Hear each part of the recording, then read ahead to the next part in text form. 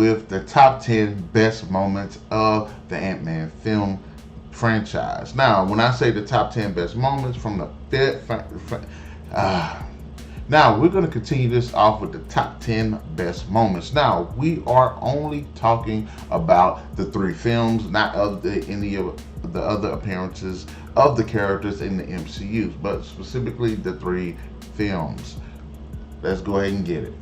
Now, coming in at number 10, the Ant-Man versus Falcon fight that was featured in the first Ant-Man film. It was a very fun fight. It was actually pretty cool, utilizing the abilities of both characters. And again, I always have to say that the presentation of Ant-Man in the MCU done spectacularly, and the combat is awesome. And it was nice seeing these two go back and forth, especially Falcon, because I haven't really seen him go toe-to-toe really with anybody like that. So it was pretty cool seeing the character do something, and they just have this really tete-a-tete on screen. One of the best fights of the MCU, in my opinion. Coming in at number 9, the San Francisco street chase, featured in Ant-Man and the Wasp. Now, I don't care what nobody says, that freaking street chase was awesome. We get to see these characters take on the bad guys in different creative ways, whether it's them utilizing the Pym particle technology to attack him, or them engaging with them in combination with it. There's interesting fights. The setup looks really cool. The malfunctioning aspect of Ant-Man's suit features some pretty comedic and pretty interesting and cool scenes when car shrinking.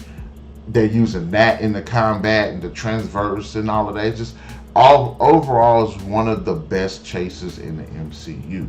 Maybe not as memorable as the Captain America Panther chase, but it's definitely up there. Now, coming in at number 8, the Ant-Man versus Yellow Jacket briefcase fight. Look, Ant-Man fights are awesome, especially when they utilize the shrinkage, and which going into this world where all of these everyday objects are used as basically a battlefield for these miniaturized characters. And definitely just visually, it just looks really, really good. The presentation, how chaotic it is, definitely very, very memorable scene. Coming in at number 6. I think I said it's a 10, 9, 8, 7. I'm sorry. Coming in at number 7, Scott meets Kang, Ant-Man and the Wasp, Quantumania.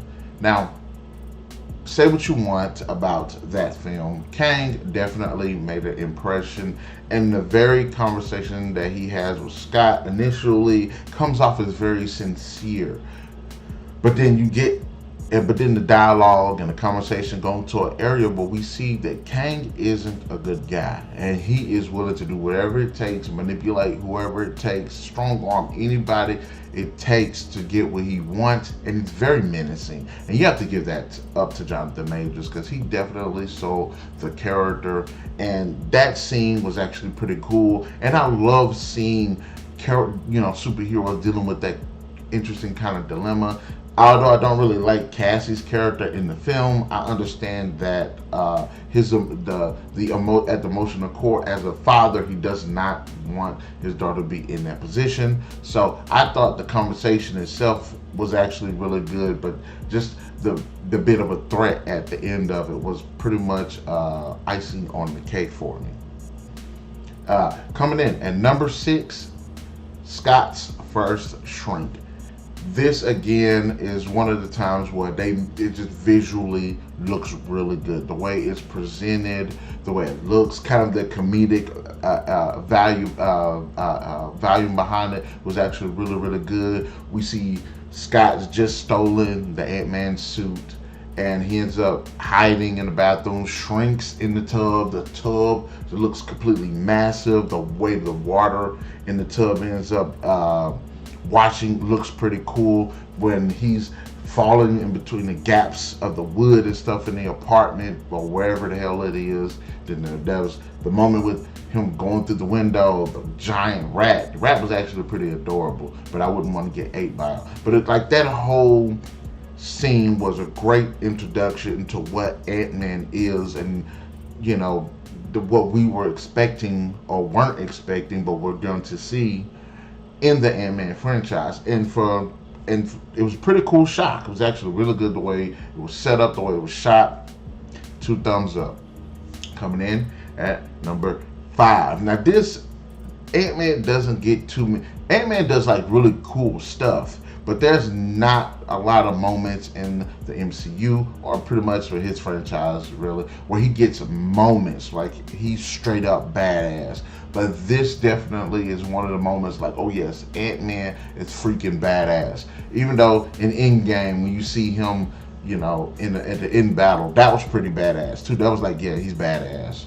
But in Ant-Man and the Wasp: Quantumania, we get to see Ant-Man marching on Kang's stronghold, and him just absolute giant coming in like a badass to save his daughter's life was actually pretty freaking awesome. And definitely I gotta give it to him. He's sitting here swatting the buildings and stuff. He's sitting here trying to defend it, taking all of these energy blasts to get to her. He's trying to stop Kang from leaving. It's just ultimately a very memorable and unique scene, and it definitely is one of his better moments, if not one of the best moments.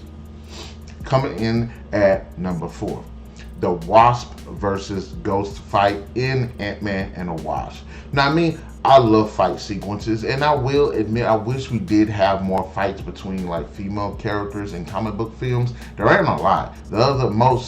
One of the best ones that I've seen out the top of my head was the Black Widow versus her sister in the Black Widow film. Like that fight was hands down one of the best ones like in movies, because it was so brutal. And this fight isn't as brutal, but it looks really cool because you get to see again Ghost using her phasing abilities mixed with a Wasp using her shrinking abilities, and the scene itself looks really, really cool. And that's one thing I love about superhero films, is when we see fights like this, them utilizing their powers, their technology, their skills in the fights. It creates a very diverse and very unorthodox fight sequences that are really, really cool. So I really appreciated that scene.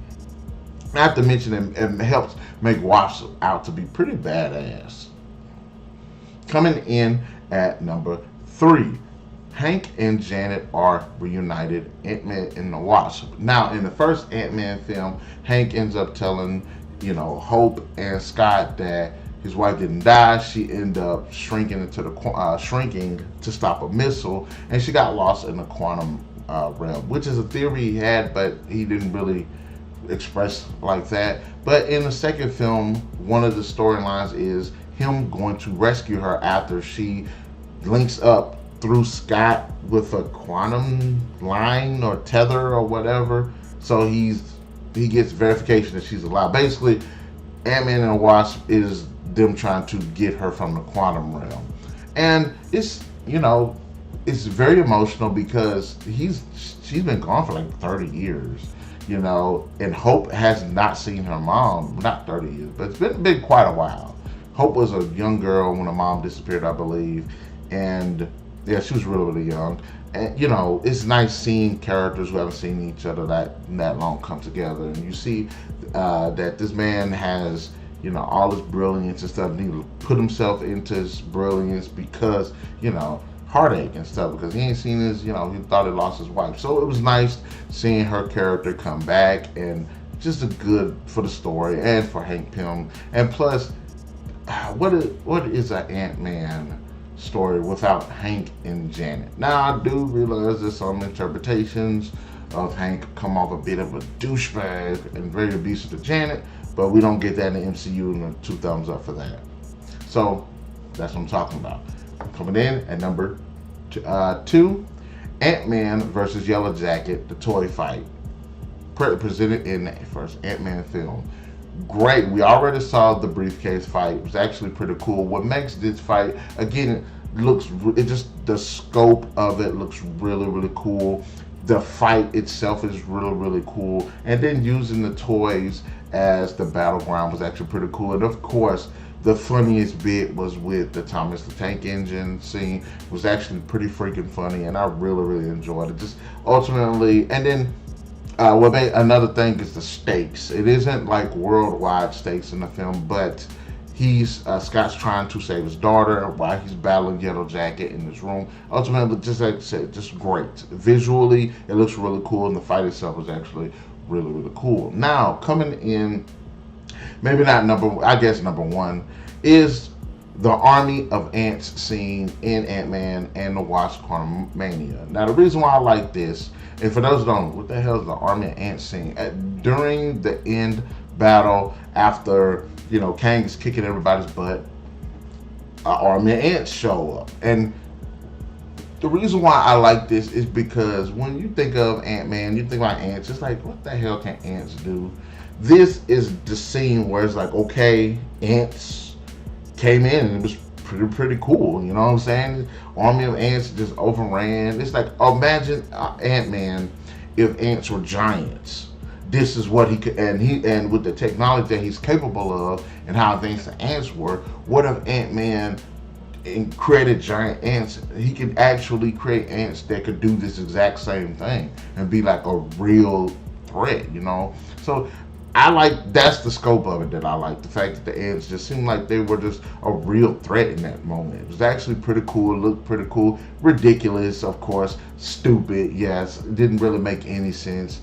The fact that the ants were even in the movie don't make any sense. But I just thought it looked really cool because this is Ant-Man, and they turned the concept of ants into like a major threat, and it took them going to the quantum realm to do that. And I was like, that's okay, pretty cool. Like, would there be a comic book adaptation of Ant-Man controlling like a kingdom of ants or something? Would be pretty cool, wouldn't it? If the ants could do stuff like that in the way it was presented.